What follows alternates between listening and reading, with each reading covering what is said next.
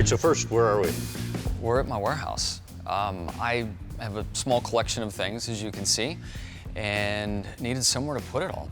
Use this place obviously to store cars, but have a fun kind of lounge area, and have also used this to host team parties and dinners and kickoffs and sit around with some friends and hang out. All right, so what's this guy? This is my first four-wheeled vehicle that I raced. It's called a Superlight. Used to race this on a stadium floor. There's this off-road division that would move around all the football stadiums in the country, and that's where I got my start. And this one? The official start, 1979 JR50. I got this for Christmas when I was 4. Really? Rode it that afternoon, and the first vehicle I raced. And not only did I learn to obviously to ride on this thing, but my 2 younger brothers have, and my nephew. Have you ridden it since? I have. It is supposed to run, but it hasn't been on in a while. And it's all original. This front plate is an add-on, but the tank, seat, all of it. I mean, it's 40-something years old. We were talking about the Baja 1000 during the interview. Yeah, that truck, I ended up crashing it twice in my brief 6 races that I had in it, but the Baja 1000 was the big one. It was restored and went on and was raced in a division. Somebody else owned it. We found it and put it back exactly as it was when I raced it. So when I look back and think of that crash, I remember onto that straightaway, the lights were pointed at the sky, and I over the intercom yelled at my co-rider, "Hey man, wake up." Next thing you know, I'm waking up to us crashing. Wow. And it's normal to be dozing off in that race. 2 of my heroes did the race straight through. The race was won in 26 hours. Yep. I thought if those old guys can do it, I can do it. Right. I should have split up the race. And that's how the majority of the people handle it, have at least one other driver, if not 2. Yep. All right, so what are these guys? This is my 67 Camaro.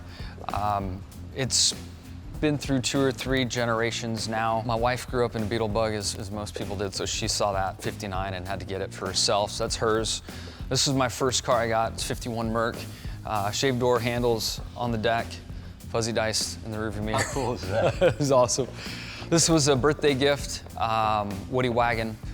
Grew up in Southern California, saw these roaming the streets, and had to have one, and Shani got me one. All right, so tell me about these guitars. I have some friends in the music space and been able to trade out some helmets for guitars.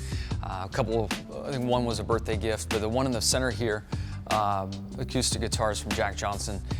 A friend, and he drugged me out on stage at one of the shows and let me play the tambourine. Nervous for that? I unwillingly went out. I was kind of called out, and was this liquid courage? Or? Yeah, that definitely played a role. And then I felt like if I ever had that moment, I'd be like full cowbell and just let it rip. And I froze. I was just like lamely hitting the tambourine on stage. It was here in Charlotte at one of the shows, and it was a subpar performance on my behalf. That's so cool, though. It was cool.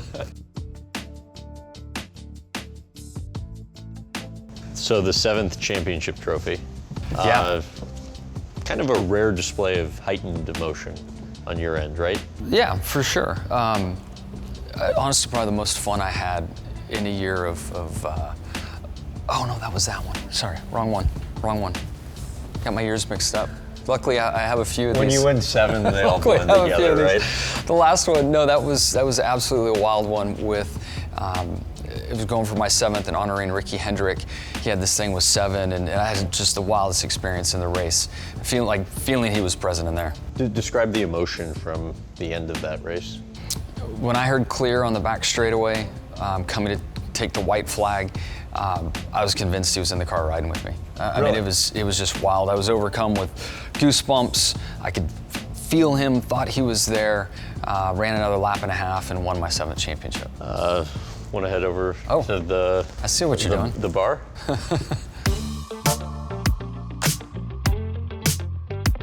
All right, so this is a pretty unique feature of the warehouse, right? Found this bar in Philadelphia. It was built in 1890. It was in a hotel that was being remodeled. We took it out of that hotel, shipped it here. All of this space it's only 3 pieces. So to watch these guys come in with forklifts and just strength and power to put all this up. I mean, it's all solid cherry wood. So it was quite a process, but such an amazing feature for my man space. Well, it's really cool. I was told I need to ask you about your motorized bar stools. It's been a lot of fun. They are a bit tippy, especially when you're a bit tipsy. So we've had a few crashes out here in the parking lot. I was going to say, I hear you've been known to terrorize the neighborhood, or at least back in the day. Yeah, especially when I have a crew event here, and I turn to the guys and say, guys, I'm sorry, they don't run. And I have some tools sitting over here. Within 20, 30 minutes, everything's running, and it's all out in the parking lot or going up down the street. So tell me about this uniform. Stadium off-road photo, or fire suit that I used to wear. My grandmother insisted that I wore a guardian angel. And she stitched that, right? She did. She stitched it and made it. She was giving me a pin, and as you can imagine with the seatbelts in the car bouncing around, the pin was a bit of a problem. So a lot of my earlier suits had that sewn on there from my grandmother. One of my friends, such a knucklehead, he held a lighter to me. When I asked him what he was doing, he said, well, I just wanted to make sure it was fire resistant. You're an idiot. So, I mean, this is impressive memorabilia, obviously, you have here. In any other walk of life, this would make you a professional hoarder, though, right? It does, yeah. And as I mentioned, my parents started collecting everything, and I just kept it up. Yeah. And been doing it so long. And yeah, I mean, literally every year, everything, it's in here. A lot of history. Lots.